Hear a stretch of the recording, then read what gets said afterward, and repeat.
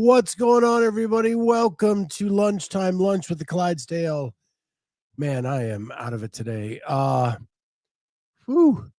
up this morning and my head is full. I have some kind of summer cold. I was finally getting past allergy season, and I've been blowing my nose nonstop all morning. Hopefully, I can get through the show. My left eye is watering so bad. But yeah, who knows? Maybe it will help me with my accuracy on the dart. Here we go. Oh gosh, that was awful. Terrible, man. Yesterday gave me hope. Today it's all wilted away. What is going on, Jody? What's going on, Meredith, Holly, Andrew, C001? Good to see you all here. Andrew, I just finished season 4 of Welcome to Wrexham. Really good. Is it me or are their seasons getting shorter and shorter? I want more, and they just seem to be getting shorter and shorter. So while I love the show dearly, it felt like this year was 8 episodes. And I didn't get, and they didn't answer how the women's team ended up, because they were on the brink of relegation when we last saw them. So anyway, I just wanted to find out what was happening there. It's awesome that they got their 3rd promotion in a row. Women ended up in 4th. Nice. Good. So yeah. Adult conversation. Aaron Fraser says adult conversation. We going into DB? No. I talked about it Sunday night. I didn't want to talk about it then, but we did. I don't have anything to add to this that hasn't already been said by Dense Updates or Savon or the people that are following this really closely. I've been watching them, so I know what's going on, but I don't really have anything to add that they haven't already said. The adult conversation comes from, it's a weird world we live in these days on the internet. And being on the internet, like YouTube, we've done over 1,000 episodes, right? We're out there.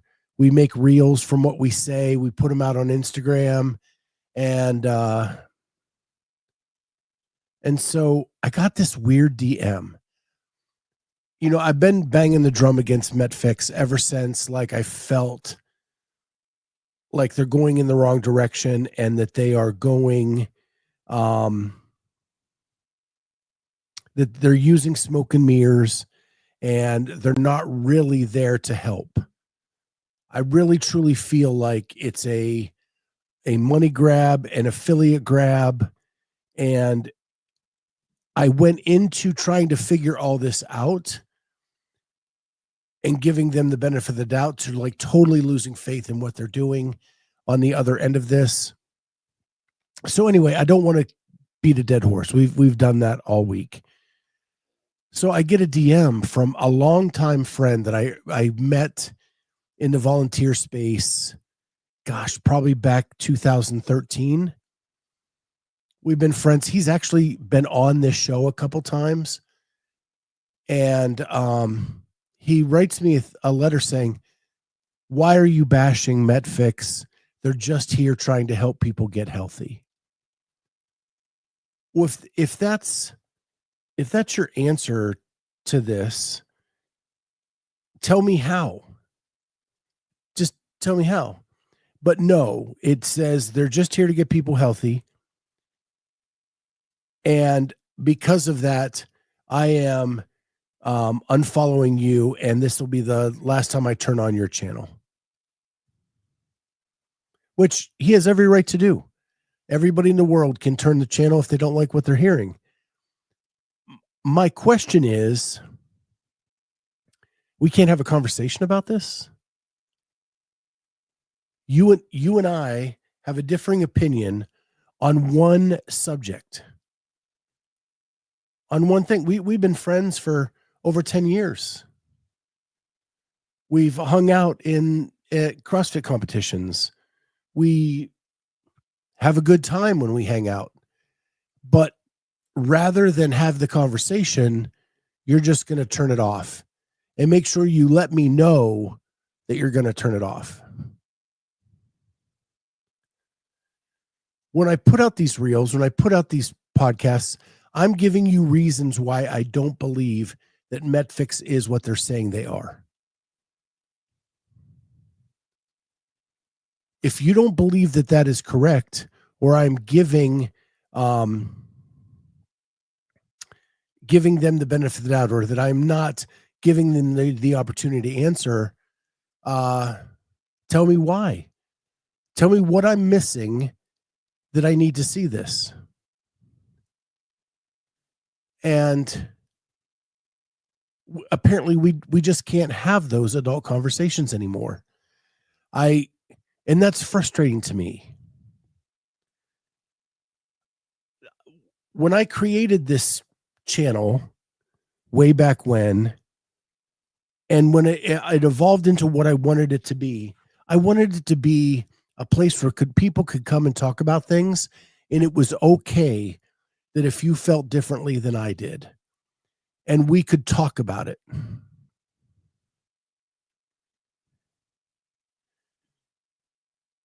And that's what I love about this, right?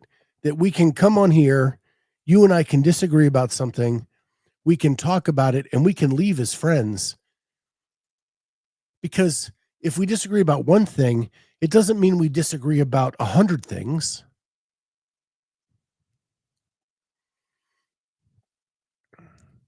I just found it like, and usually, like, again, I have said over and over again, there are people that come at me like, I don't like Savant. Okay, don't watch him. He's entitled to have his platform. He's entitled to have the airwaves. If you don't like it, don't listen to it. Nobody's telling you to go over there and do it. If you don't like what I'm saying, don't come listen. I'm sure there's lots of people that don't find me entertaining, or that don't find me whatever. It's fine. But like to make a statement at me like, I'm turning off your channel and I want you to know that I am, and give me no reason for why you think, to just say MetFix is just trying to help people, then you haven't been listening to what I said, because there's evidence to the contrary. And let's have a conversation as to why you think I'm wrong. Anyway, sorry to get off on that note. People don't want to have adult conversations because they're hard. Many people now are soft and can't take a little bit of confrontation, and they won't want everything to be, they want everything to be easy. This is a CrossFit community, right? When was the last CrossFit workout you did where you walked away going, whew, that was easy? I thought the people in this community looked for hard. They wanted hard. That's what makes them better.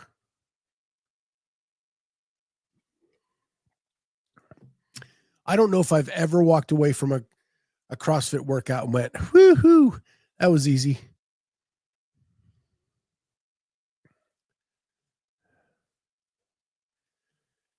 Corey Leonard, I cannot wrap my head around people who think because they don't like something, it shouldn't exist. Tristan Patrick, they don't want that kind of hard.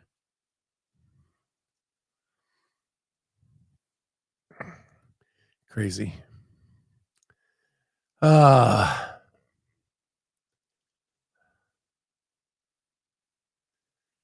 He also says a hard CrossFit workout is much easier than a hard conversation with conflict. But why does it have to have conflict? Why can't we just hear each other out? I don't understand why we can't accept that people have differing opinions.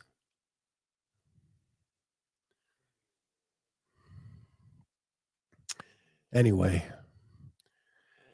And while we're talking about hard conversations, I was watching Savon this morning in Ariel's interview with him, and she came on with the uncomfortable piece of, hey, we need to have a hard conversation. And she thought long and hard about going on the show because of what happened at the games last year. I don't want to get into all that. If you want to see that, go watch the interview. They talk through that a bit.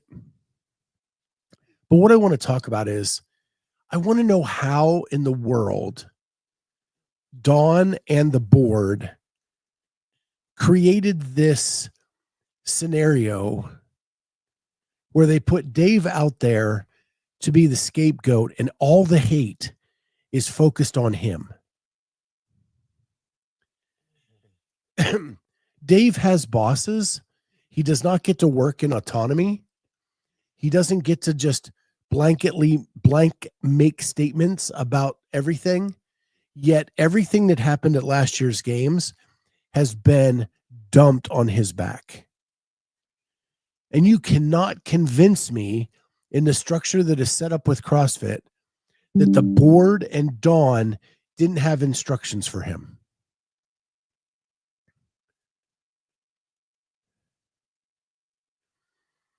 With the legal issues around everything that happened, I am sure he was given a strict set of things to abide by to not get them into more legal trouble and to push a message that the board and the CEO wanted to happen. And he just happened to be the person downhill that got the ball of shit that had to go out and deliver it. Yet everybody in the world has focused their sights and their hate onto Dave specifically.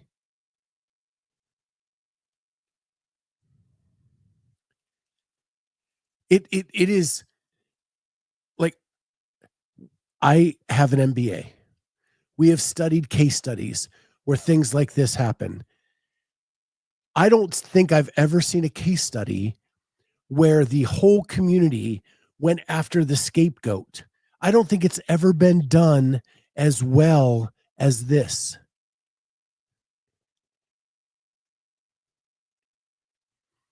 They have pulled it off. This board of directors and Dawn Fall have pulled off the greatest version of a scapegoat that I have seen in all my studying of case studies, and now this. So true. Dave, hardly the problem. Shanna Bunce, he is the easiest one to be the scapegoat. Corey, Dave has bust tire tread marks pretty much tattooed on his back at this point. Meredith, there's no way Dave went rogue with how he operated after the games last year, but he gets blamed like everything was up to him. Completely agree. Now, was he part of the setup? Was he part of what was going on? He sure was. But he still reports to people. And there still were safety people on hand. And like I've said in previous shows, okay, he didn't get the verbiage right from what Luca said to talking to the athletes. Again, if I'm in that situation and I'm in the grieving process myself, how do I communicate immediately after this incident happens in a high pressure cooker of a situation? I don't think I'd do that well. And I think that people are not putting they're not looking at it from the perspective of Dave. They're looking at it from their perspective and how hurt they were.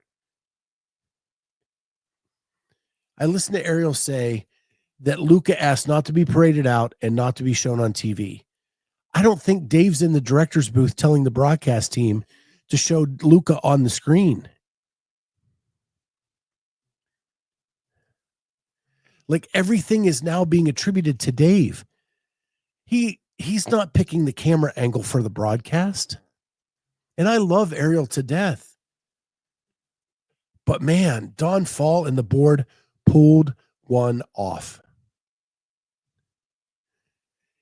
It may be the most cagey move they have ever pulled off since they've owned CrossFit.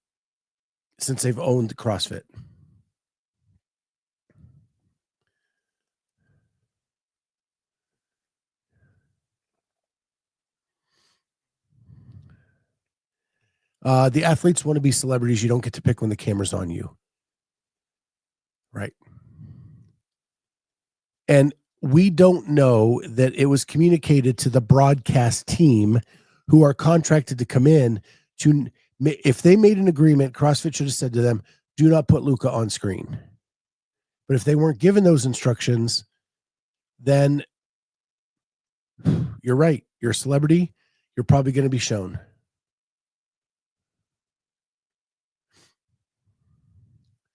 Andrew Sten, I would hope that Dave told them of Luka's wishes, but they could have done it anyway. I would be curious how much say Dave had in the safety preparations for the event that day. We all know that if we followed this sport, that they were concerned over the heat. They changed the time of the start time to accommodate things. Things were being changed. The one thing I will say that there was no dive team on hand was a big miss. A big miss. But who made that decision? I don't know. Was it a budget cut from the board? Was it a thing that they didn't think it would be needed? None of us will know that answer ever. Nobody will ever admit that for 10, 20 years.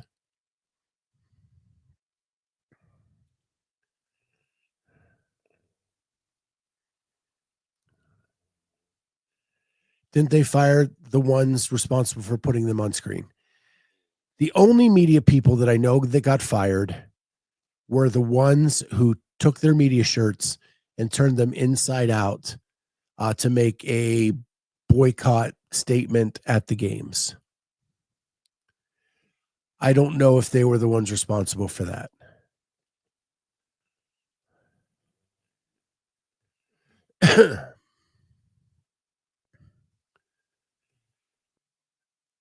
Emily, I believe that is what she was fired for, having her and her team turn their shirts inside out, is what I believe happened.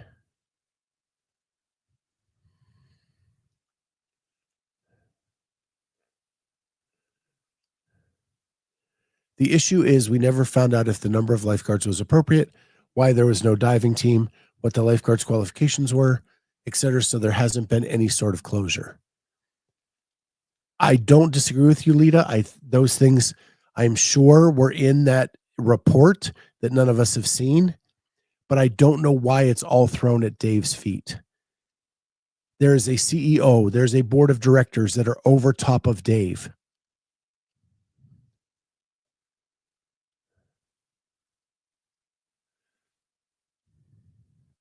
Meredith says it.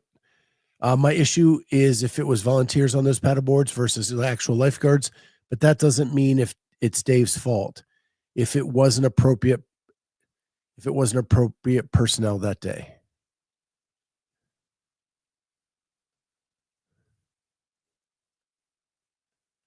Yes, Jody, it was last year when they turned their shirts inside out.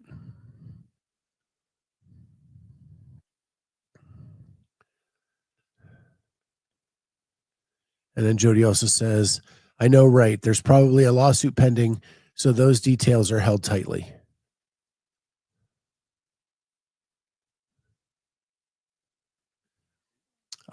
Trained to live. Unfortunately, in these situations, the public wants a response, which usually means someone to blame. I get it. I just don't know. they got it to go all onto Dave and away from the executives of CrossFit. That's what blows me away. The board of directors and the CEO should have held some responsibility, but you never hear people say fire Don.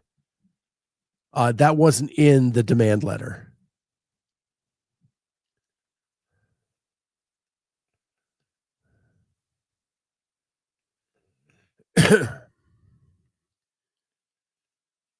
George Wang, Dave may have had people under him responsible for different decisions, but like a good leader, he won't even ever throw them under the bus.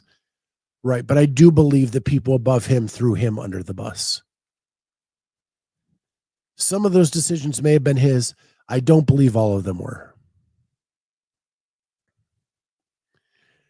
My hope is that when we get to the games this year, we can get past this and people can get back to enjoying what the CrossFit Games were.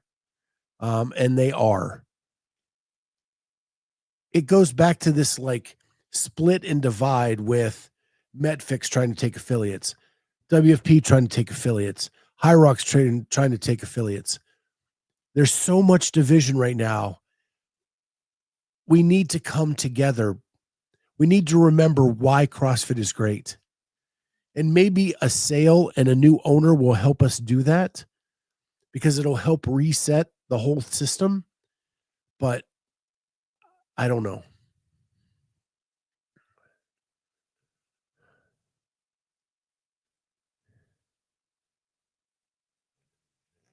Yeah, look at the Texas floods from the news this week. Even in this case, people are looking for a place to blame.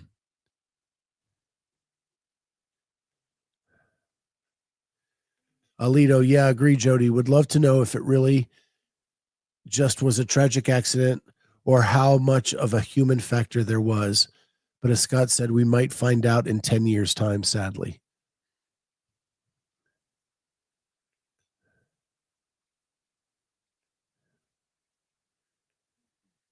Meredith saying, hates when we talk about budget cuts. It doesn't mean that it affected this situation. Dave is the only one who puts his head out, so he is the one who takes the heat. In this situation, I am telling you, they got behind closed doors and they assigned Dave to take the heat. He doesn't get to walk out there and make the statements to the athletes without Don Fall saying that that is his responsibility.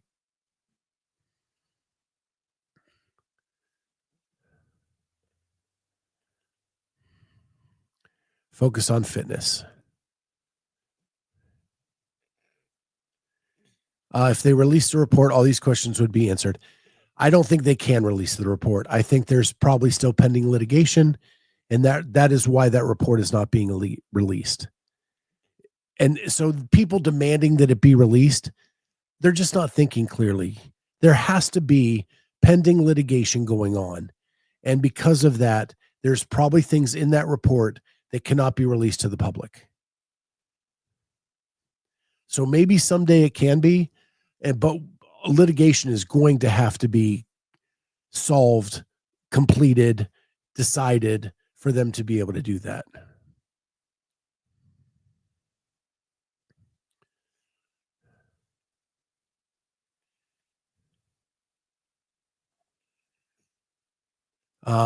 Why not say why it's not released? You can say there's pending litigation. They can. Again, do you think that decision, though, comes to Dave? You think he gets to say why it's not released? There's no way in hell the CEO is going to let him say that. No way. That decision's at the board level and the CEO.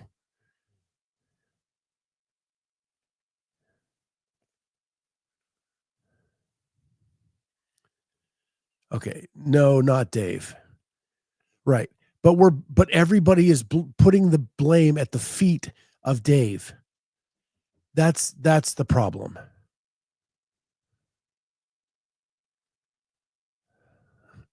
Waiting on the investigation is like waiting on the Epstein list. Yeah, it'll never happen.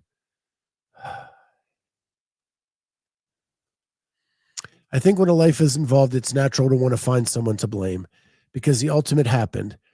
Would be nice if it were more like the airline industry where yeah, I'm sure there's more to come on that. Is Don still the CEO? He's been MIA for a while. He is still the CEO. He just did a podcast like a week ago. Not with like a CrossFit podcast, like outside the space. Kaya is not blaming Dave at all. No, but there are people.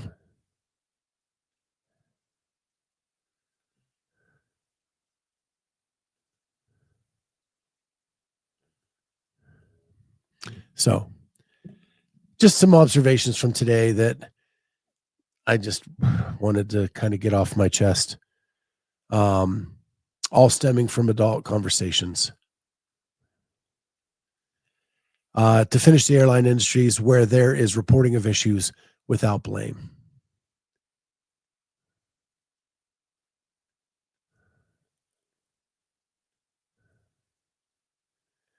James W. Plus Don was at the games last year. He could have been more involved publicly if he wanted to. He did a single press conference to news stations, and that's all we heard from him. That's what I'm saying.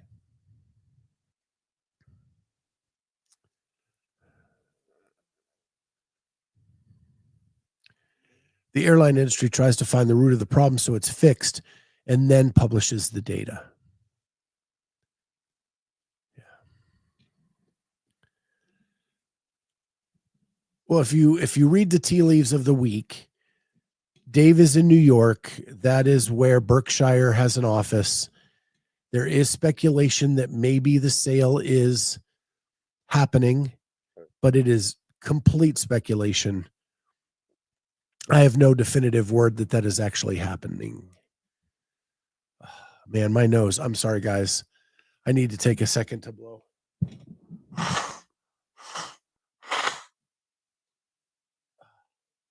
My apologies. I do want to say this before I get into the next thing. I'll pull up your comment in a second, Lito. I've been to a lot of competitions across the country. Never once while watching a competition did I think the CrossFit Games were unsafe. Do I think that people have been pushed to the limits? Sure. I never, ever thought it was unsafe. Now, I've been to Wodapalooza a couple times, and I will tell you, watching that competition, I felt this is completely unsafe. Completely unsafe. I watched NorCal online, and I'm like, oh my gosh, they're so close together. Oh my gosh, the kettlebells are going to bang into each other.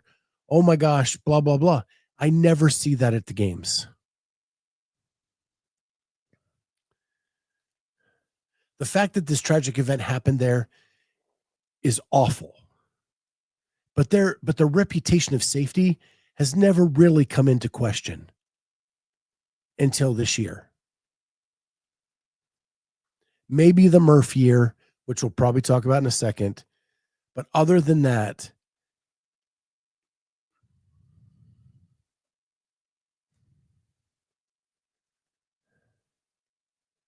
yeah, Wodapalooza has people swimming in the dark.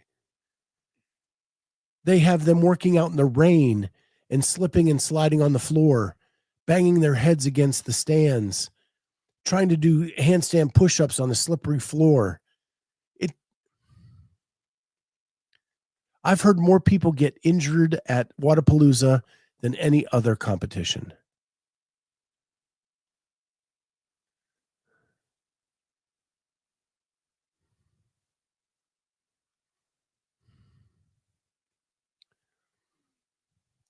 The Murph year was a bit unsafe because of the temp in general. I mean, and hot barbells, hot rigs. I know that has happened as well. But overall, like I've seen way, way worse than any of that.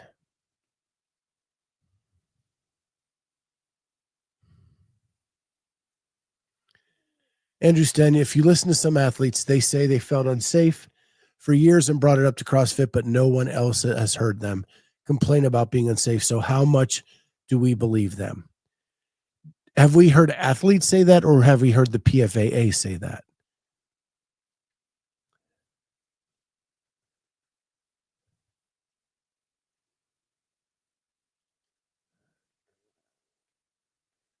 Um, I'm from Germany. Kaya says, I'm from Germany. To be honest, I was anxious watching the CrossFit stream because there was so little rescue people in the water. You wouldn't be allowed to do that over here. I was shocked. I think and it's foolish to go back and say what could have been different because it's already over. But they should have been kept to one side of the buoy. It would have reduced the lane to watch.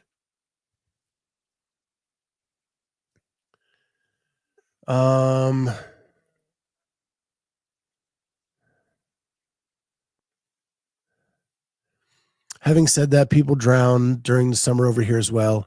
It happens so damn quick. If nobody looks for 3 seconds, it's done. That's the danger of open water.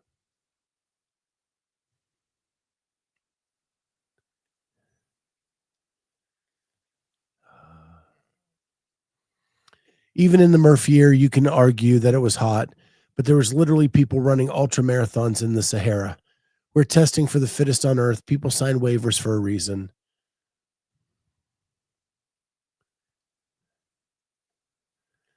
That's why I said some athletes, guess I should say Brent and Pat. George Wang, Garmin or Whoop could provide heart rate monitor for every athlete to wear during competition. That would help CrossFit monitor abnormal conditions and help them sell product. Not a bad idea. Aaron Fraser, the athletes won't give examples like in the fee interview. And if you listen to Brent and Pat, they'll say because they're afraid of retaliation. I've never seen anybody retaliated against where it affected their placement at the games or anything like that. And the people that say there's retaliation are people like Matt Fraser, who went on to win 5 times in a row. I don't know.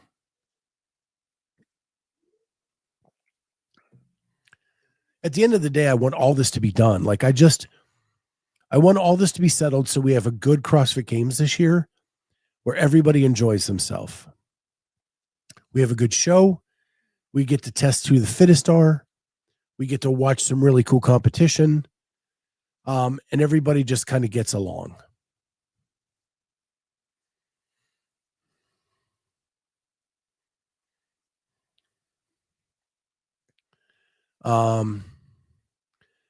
What's more important, saving lives or being retaliated against and possibly losing a chance at money? Saving lives. Come on.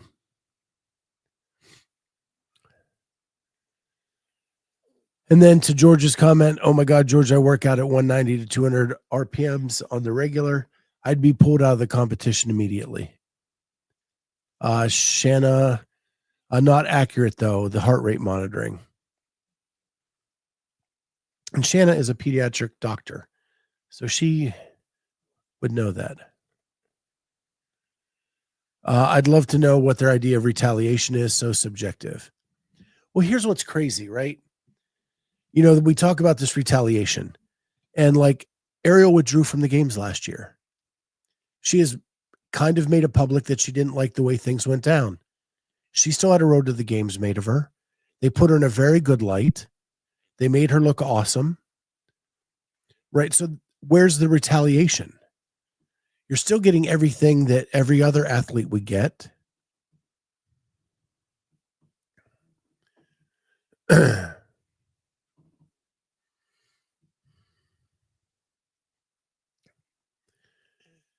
And then Kai, how would you have liked the situation to be handled?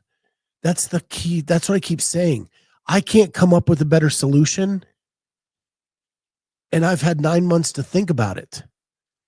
They had a couple hours to come up with a plan.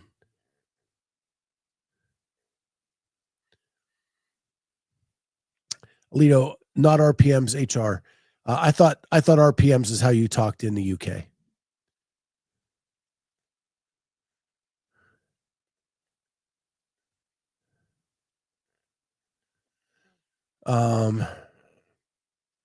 Corey said, I hit 199 day before yesterday. I had to turn off the Garmin feature where they call the ambulance for you.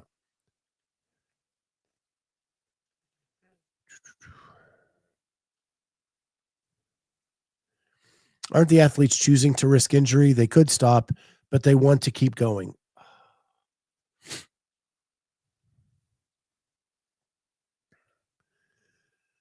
Andrew, right. If they were retaliated against, make that public so CrossFit looks bad. It's the hole in their logic. A very good friend of mine who has been to the game several times told us once, I'll cough up blood on the floor before I quit. Everyone knows the risks. If you don't, you live in a fantasy land.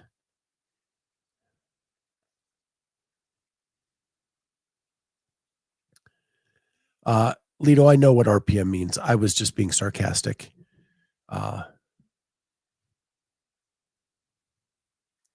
So yeah, I hope that we can get past all this, that everybody can see that it's a new day, a new dawn.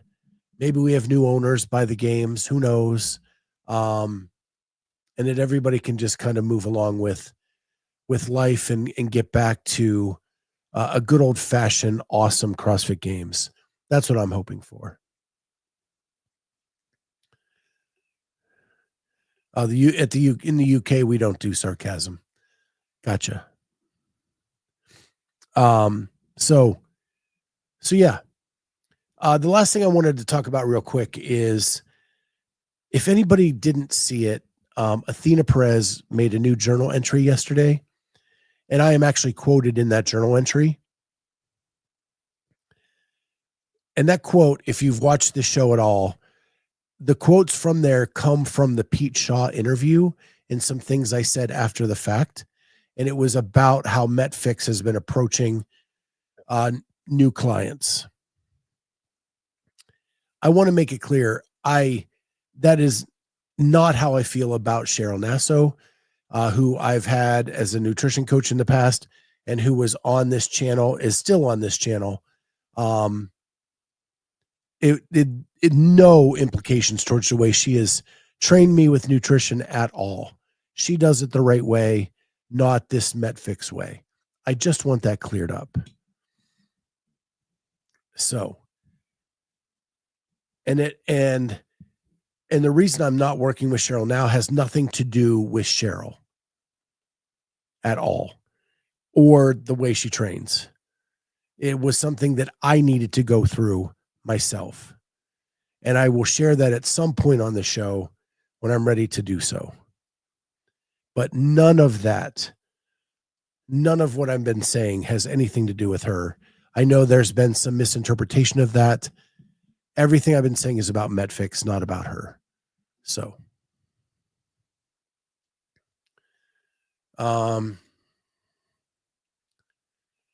thank you, Corey. Like and subscribe, support the show for free.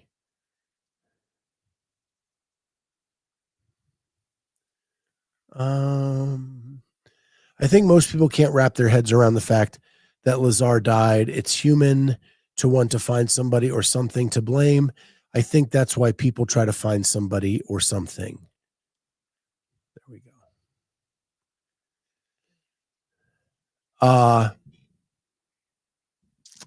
So, and then about the Athena the journal entry, where that stems from is Athena and I have talked a lot over the last 2 weeks.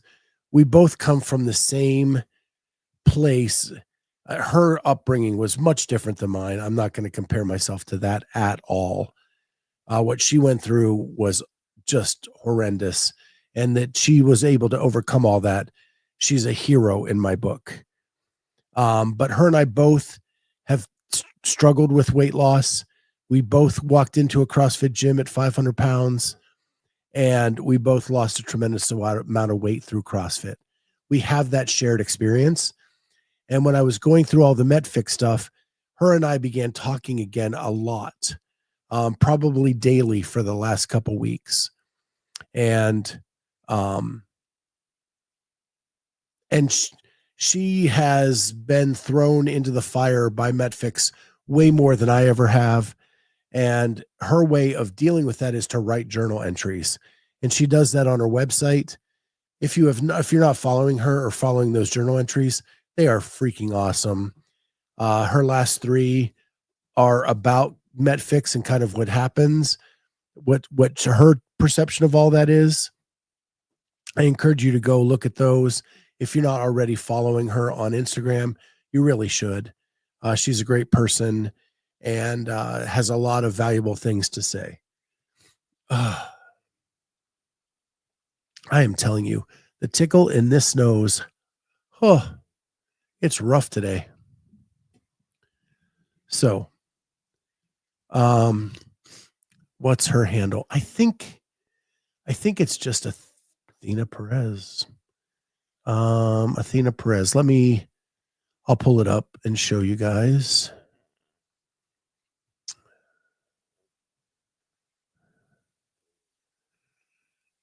It's Athena Marie BT. And it looks like this.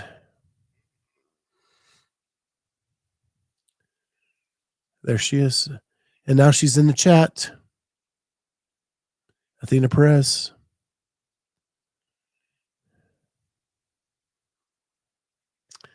But there's her Instagram if you want to go follow her. Here are the last few journal entries. And there are links to those in her link tree right here. You can check that out by clicking on that. But they are really good articles. I think you'll enjoy them a tremendous amount. I love you too, Athena. So glad we've been able to reconnect these last couple weeks with our shared stories. So, yeah, go check her out. Athena Perez, she's on Instagram, and she has a link tree to get you to her journal articles, which are phenomenal. She's one of the best writers in the world.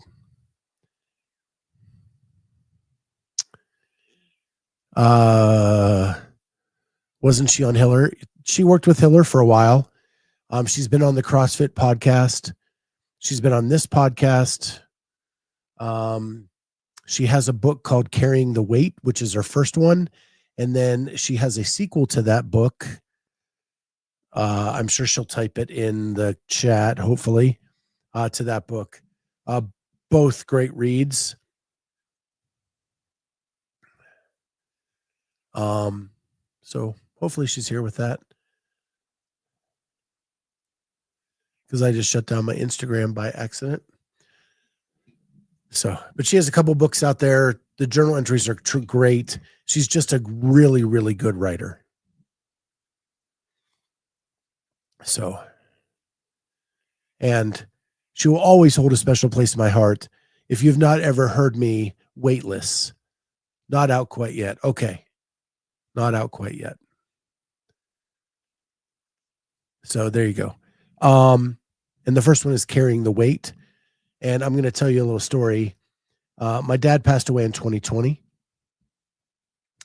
And I had to drive 4 hours to get to my mom, where my dad had passed away. And actually, he hadn't passed away at the moment. I was trying to get to him before he passed away.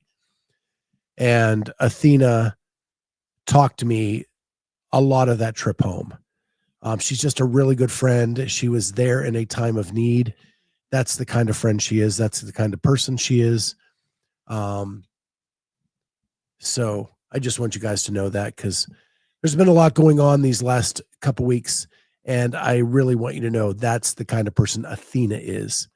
I can't say that for the other people that have been involved in some of these conversations. So with that, guys, it's been a great day. I'm going to go blow my nose. Summer colds are the worst. With that, you knuckleheads get back to work. I'm going to go relax on the couch a little bit. With that, we will see everybody next time on Lunch with the Clydesdale.